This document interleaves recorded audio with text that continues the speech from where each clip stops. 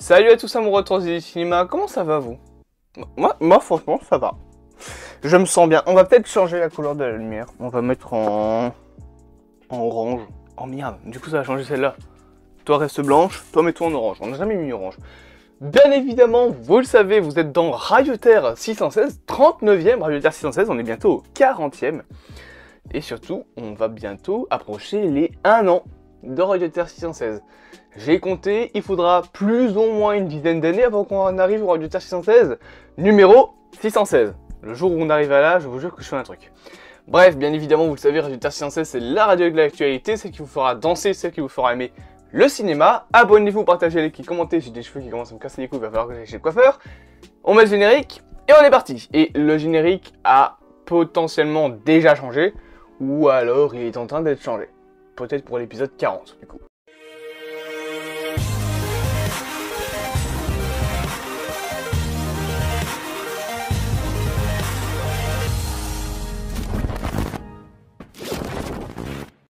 Rubrique numéro 1, annulation.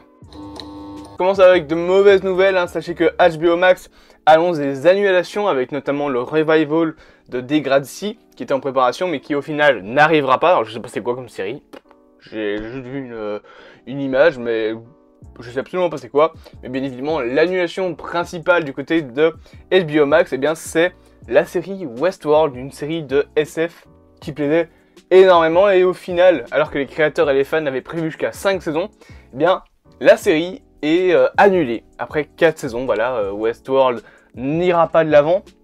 Ça c'est surtout dû officiellement aux chiffres catastrophiques en termes d'audience de la 4e saison. Donc malheureusement cette 5e saison qui aurait dû clôturer correctement l'histoire n'arrivera pas.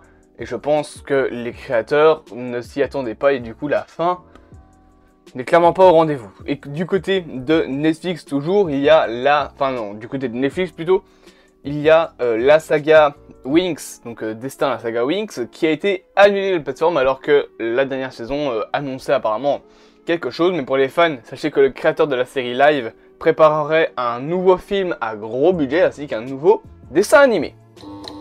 Rubrique numéro 2, Netflix justement. Concernant Netflix, mais un peu plus en vrac, sachez que le nouveau programme, donc avec publicité à 6 € par mois à la place, il me semble, de 8 €. Combien est-ce que je paye Netflix, moi? Je sais plus. Va donc devoir malheureusement se passer de certaines séries, hein, comme par exemple Peaky Blinders, Breaking Bad, House of Cards ou encore Good Girl. La raison est très simple, hein, c'est que les créateurs et les ayants droit de ces programmes ne veulent pas que Netflix mette de pub sur les séries qui leur appartiennent. Je ne sais pas si Better Call Saul fait partie de cette catégorie-là, mais il me semble, hein, vu que Breaking Bad en fait partie, je pense que Better Call Saul va en faire partie aussi.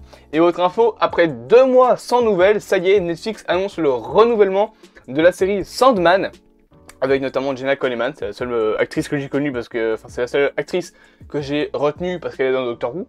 La raison probablement de autant l'attendre, c'est très simple, hein, c'est que Sandman a coûté très cher pour la plateforme et que du coup ils ont préféré attendre de voir si la série était vraiment rentable pour lancer une saison 2. Mais voilà, sachez que la saison 2 va bel et bien arriver, surtout qu'en plus, après 2 mois, on se posait des questions, hein, parce que normalement, un programme anglophone comme ça, Netflix les renouvelle beaucoup plus, surtout si ça a plu. Donc voilà. Au moins, maintenant, sachez que ça y est, la série est renouvelée. Sachez que j'ai pas regardé The Sandman, c'est pour ça que j'ai pas fait de critique, et je pense que je ne vais pas la regarder. La série ne m'intéresse pas assez. Pourtant, j'ai les comics, hein. J'ai chez moi les comics, mais pas intéressante. Je sais pas, c'est potentiellement une très bonne série, hein, je ne dis pas le contraire, mais elle m'intéresse pas plus que ça. Rubrique numéro 3, date de sortie. Autre nouvelle, et ça par contre ça fait extrêmement plaisir, on sait la date de diffusion de la série The Last of Us en 9 épisodes qui adaptera bien évidemment le jeu vidéo éponyme. Et sachez que du coup, alors qu'on pensait potentiellement voir la série arriver voire même fin 2023, genre mars, avril, quelque chose dans le genre, et bien au final la série commencera sa diffusion aux États-Unis le 15 janvier 2023. On ne sait pas encore la plateforme, peut-être sur Amazon Prime avec le deal qu'a fait les studios, on ne sait pas vraiment. Enfin, avec le deal qu'a fait Warner, parce que du coup, normalement, c'est censé sortir sur HBO, mais je rappelle quand même que HBO n'existe pas encore dans la France et la Belgique. Donc voilà, on ne sait pas où ça va arriver. Aux États-Unis, ça arrivera sur HBO Max. Ici, ça arrivera peut-être sur Amazon Prime avec le deal qu'a fait Warner récemment avec. Mais voilà, donc toujours une première saison en 9 épisodes. À voir s'il y aura une saison 2, mais en tout cas, voilà, vous savez quand est-ce que sortira la première saison. Et en parlant de date de sortie, et surtout lieu de sortie, on sait où va se dévoiler la série Continental, donc en 3 parties, sorte de préquel à l'histoire des films John Wick avec Keanu Reeves, que je vous conseille, d'ailleurs le 4 sort en mars 2023, et justement, elle sortira à l'international, donc ça veut dire hors US et hors Moyen-Orient, sur Prime Video, et toujours en 2023, bien évidemment. Et enfin, dernière date qu'on sait, un nouveau film Godzilla, cette fois-ci japonais, donc rien à voir avec le Monsterverse, sortira le 3 novembre 2023. Le 3 novembre 2023. Et pas vraiment d'infos s'il sortira en France ou en Belgique, hein, parce qu'il y a très peu de films japonais, surtout des films Godzilla japonais qui sont arrivés chez nous. Mais là, ça a plutôt l'air de se placer comme une sorte de blockbuster, donc potentiellement qu'on verra pour voir si ça arrivera jusqu'à chez nous. Point numéro 4, casting. Alors là, je vais écorcher des noms, mais Lupita Nyong'o rejoint le casting du spin-off de Sans un bruit, nommé Sans un bruit Day One, écrit et réalisé par Michael Sarowski. Alors, avec le titre, on imagine bien évidemment qu'il s'agira d'un préquel racontant l'arrivée des aliens sur Terre, et qui sortira normalement en 2023 au cinéma, avant en 2025 d'avoir le Sans un bruit partie 3. Et d'ailleurs, Sinon Aubrey Plaza rejoint le casting de Agatha Coven of Chaos, avec également Joe Locke, Ali Han et Maria Didia. Rubrique numéro 5, Your Name. Et enfin, pour terminer sur Radio Terre 616, sachez que Carlos Lopez, réalisateur notamment du film Ryan, ou c'est Raya, ouais, Ryan le dernier dragon pour Disney, va réaliser le remake live, donc en live action avec de vrais acteurs, de l'anime japonais Your Name, fait par Toho et par la Paramount. Alors, les remakes live de films japonais, j'ai limite envie d'en faire une vidéo. Ça va c'est très rarement du bon boulot. Très rarement. Surtout quand c'est fait par des Américains. Là, c'est fait par la Paramount. Le seul que, allez, j'accepte un petit peu, c'est le remake de Death Note de Netflix. Il passe. Il y a énormément de problèmes. Au niveau de l'adaptation de l'animé, on est complètement sur autre chose. C'est genre, il n'y a rien qui va. Mais il passe. Mais par contre, tout ce qui est Full Metal Alchemist, c'était la série One Piece qui va arriver, là... Pourquoi toujours devoir adapter des trucs japonais en live action? En plus, la plupart du temps, c'est pas comme s'ils adaptaient des dramas en live action, tu sais, un drama, ça peut encore passer. Non, ils adaptent des trucs avec des éléments du surnaturel, du surréalisme. Il y a des choses qui fonctionnent parce que c'est un dessin animé, parce que c'est un animé, plutôt. En live, ça fonctionne un peu moins. Bon, Your Name, l'histoire se prête encore assez bien, hein, parce que c'est deux adolescents qui peuvent changer de corps, mais il va y avoir un truc qui bouleversera leur vie. Je ne vous spoil pas l'animé, allez le voir. Mais j'espère juste que ça va pas détruire la réputation de l'animé, parce que vraiment les lives, les remakes live d'animé, je déteste ça, parce que les 3/4 du temps, c'est d'un moche. Ah, juste en parlant de Death Note, les remakes japonais live de Death Note, j'ai envie de me tirer une balle, hein. C'est vraiment horrible, hein. Niveau d'adaptation de l'animé, déjà, on est sur de la merde, littéralement. Oui, ok, il adapte l'animé, mais il le fait très mal. Et alors, niveau du film en lui-même, mais qu'est-ce que c'est nul, on se fait chier.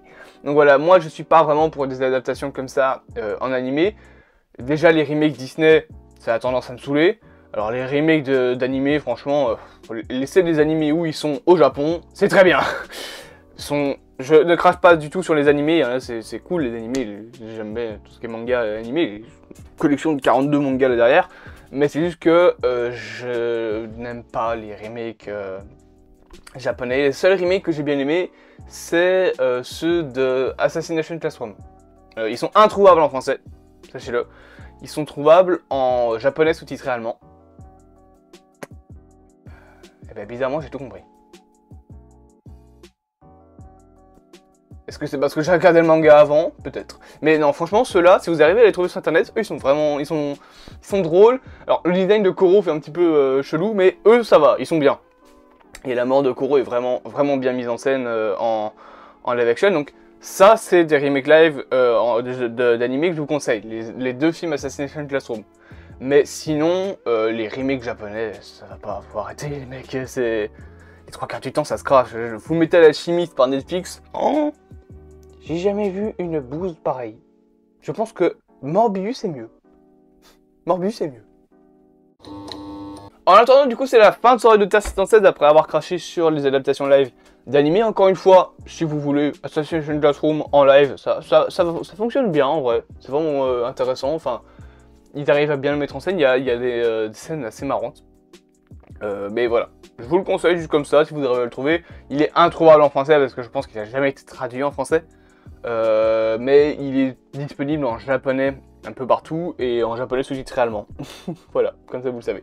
Je sais pas s'il est disponible en japonais sous-titré français, mais de toute façon, les sous-titres c'est rarement une qualité. Bref, j'espère donc que ce nouvel épisode vous aura plu. Bien évidemment, je vous propose de vous abonner, de partager, de liker et de commenter. On est très proche des 500 abonnés puisqu'on est à 455 à l'heure où je tourne cette vidéo. Donc il reste 45 personnes. Si vous arrivez à mettre 45 personnes sur la chaîne avant décembre, bah, ça fera 500 abonnés. Donc la moitié du millier. Et bien évidemment, oui, je sais, vous me cassez les couilles avec ça depuis genre août. En décembre, pour les 1 an, je ferai une FAQ. Voilà. Je dirai quand est-ce que vous pourrez poser des questions. Donc préparez-les sur un petit bloc-notes si vous voulez. Mais voilà, il y en aura une. Je sais pas combien de temps elle durera, mais voilà. Comme ça, vous arrêterez de me faire chier avec ça. J'espère donc que cette vidéo vous aura plu. Bien évidemment, je reprends mon clap. Je vous dis à plus amour au transit du cinéma. Et je coupe la radio.